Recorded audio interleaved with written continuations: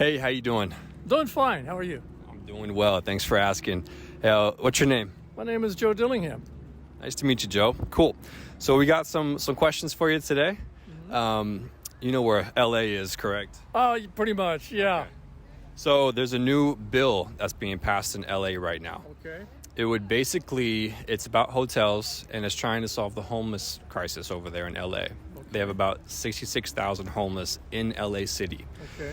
And so to solve that problem, what the council is proposing is that every day at 2 p.m., they want all the hotels, Motel 6 to the Sheraton to the Hilton, very nicest to the very, worst, to report their vacancies at 2 p.m. Okay. and then allow homeless people to stay there rent-free. What do you think for the night? Goes for the night? What do you think about that?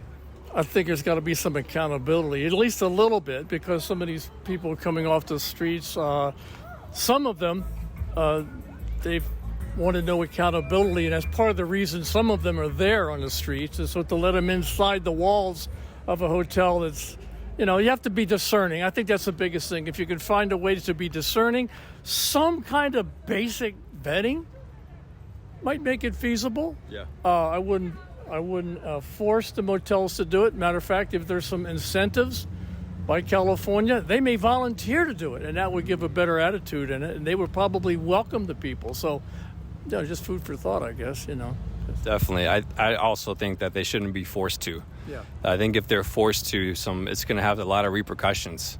What do you think, if this goes through and it's mandated, what do you think it's going to do for the hotel business?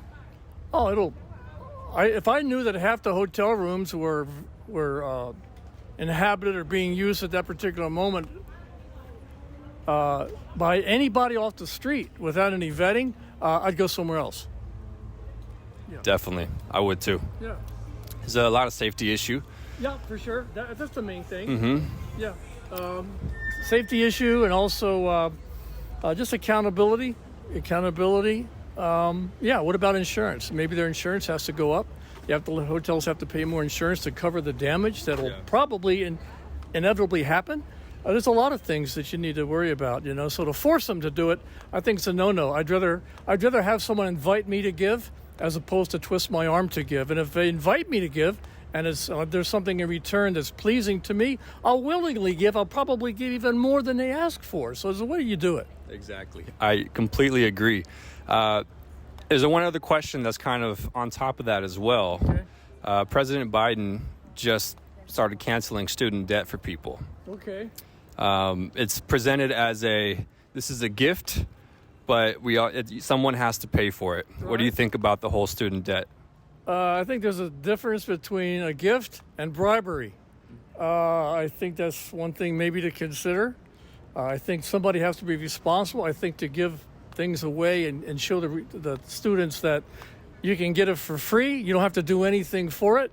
I think it's not very wise. At least a portion of it. I let my kids worked to get things many times. Hey, wash the car, and then I'll get you this. Not that I don't love them, but if I give them things, they don't take care of it. So for me, it's a no-no.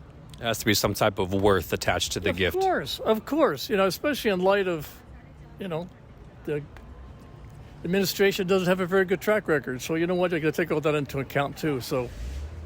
Yeah, no, it doesn't. Forcing people to pay for a student loan is almost like forcing hotels to house homeless people for the night. It's the same thing. It's exactly the same thing. I think it's downright foolish. There's some people that you help out because they're sincere and they really can't do it. They have every intention to do it. They went into it intending to pay, but if something happens and they can't, okay, we can help you to a degree. But to carte blanche, say, hey, you can have all that you want and it's all free, you know what, there's going to be abuse in this system. And you know what, you're not interested in learning. You're interested in getting something for free, so a lot of times. Definitely. There's an old proverb that's actually from the Bible that says, if a man doesn't work, he don't eat. He don't eat. Doesn't eat hamburgers, doesn't eat filet mignon, doesn't eat Longhorn steak. I'm a pastor. And so, I see exactly what you're seeing. And it's just, it's not right. But, the world is basically corrupt and God is in the process of fixing things eventually. But it's just, if I can say it, I'll say it. It's the result of sin. It's a result of rebellion in people's lives. And I want something for free. And so when I become the center of my own universe, you know what? That's bad news.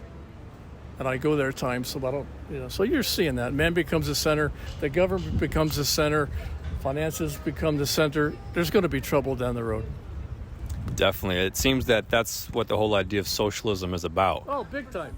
It's socialism all about me. It is.